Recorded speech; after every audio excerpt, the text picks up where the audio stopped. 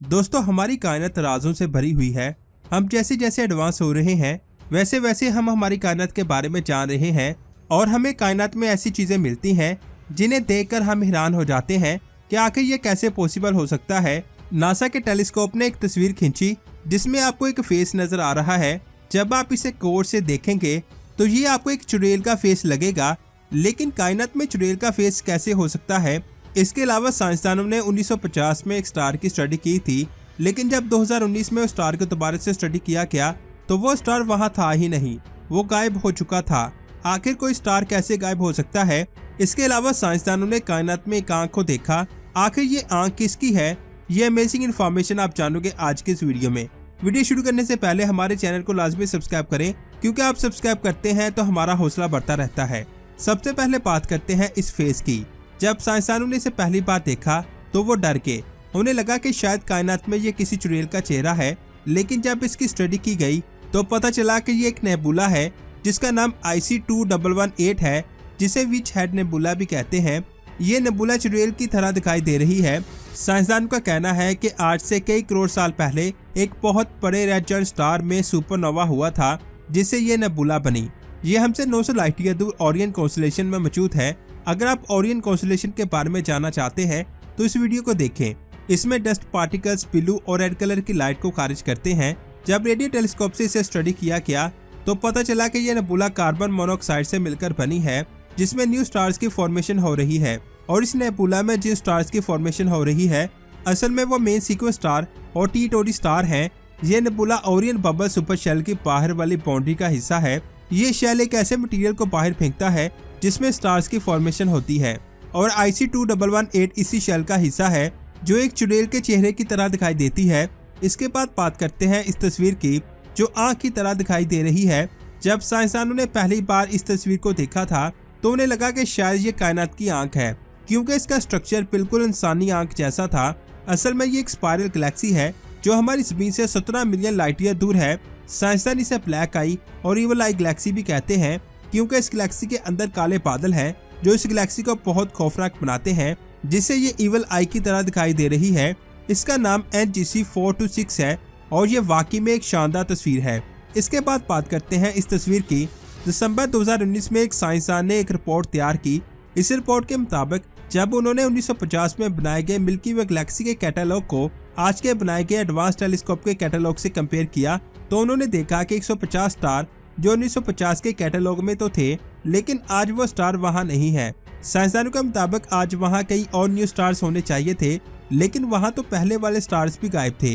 कई साइंसदान सोचने लगे कि शायद ये स्टार्स खत्म हो गए हैं, लेकिन ये बात आप जान लें कि कोई भी स्टार ऐसे खत्म नहीं होता। स्टार्स को खत्म होने में बहुत ज्यादा टाइम लगता है। जब कोई स्टार खत्म होता है उसके बाद एक न्यूट्रॉन स्टार बनता है या फिर एक ब्लैक होल, जो हमें स्टार्स के खत्म होने के बाद वहां दिखाई देना चाहिए था। चलो मान लेते हैं कि वो स्टार अचानक से खत्म हो गया, लेकिन जब भी कोई स्टार खत्म होता है तो उसमें एक सुपरनोवा एक्सप्लोजन होता है और इस धमाके की लाइट को हम कई लाइट ईयर दूर से देख सकते हैं, लेकिन साइंसदानों ने ऐसी कोई भी चीज को नहीं देखा। तो यहाँ पर मेरा एक सवाल है, अगर ये स्टार खत्म नहीं हुए तो फिर आखिर ये कहाँ चले गए? साइंसदानों के मुताबिक जब 1950 में उनकी तस्वीरें खींची गई थी तो वो बहुत ज्यादा चमकदार थे, लेकिन इस वक्त वो इतने रोशन नहीं है। जब हम उन्हें टेलीस्कोप से देखते हैं तो वो हमें वहां दिखाई नहीं देते।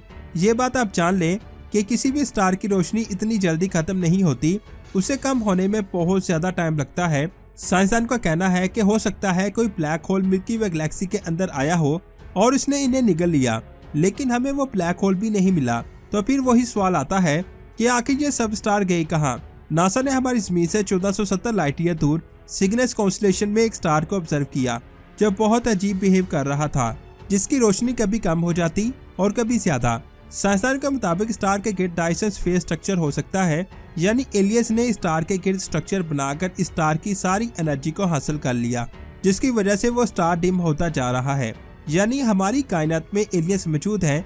कई साइंसदानों के मुताबिक वो स्टार गायब नहीं हुए, बल्कि एलियंस ने उनके गिर्द डायसेंस फेस स्ट्रक्चर बना दिया है, जिसकी वजह से उन्होंने इन स्टार्स की सारी एनर्जी को हासिल कर लिया है, जिससे हमें वो नजर नहीं आते। डायसेंस फेयर वो टेक्नोलॉजी है जिससे हम किसी भी स्टार की एनर्जी को हासिल करके अपनी मर्जी से इस्तेमाल कर सकते हैं। आपको क्या लगता है, क्या वो सच में एलियंस का काम है या फिर कुछ और? नीचे कमेंट्स करके जरूर बताएं। 1982 में नासा ने हमारी कायनात में एक ऐसी चीज को ढूंढा था जिसने तमाम साइंसदानों के होश उड़ा दिए। जब साइंसदानों ने इसे टेलीस्कोप की मदद से देखा तो ऐसा लगा कि जैसे एक बहुत बड़ा हाथ रेड कलर की लाइट को पकड़ रहा है। आखिर ये क्या चीज है? असल में ये एक नेबुला है जिसके सेंटर में एक पुलसार मौजूद है।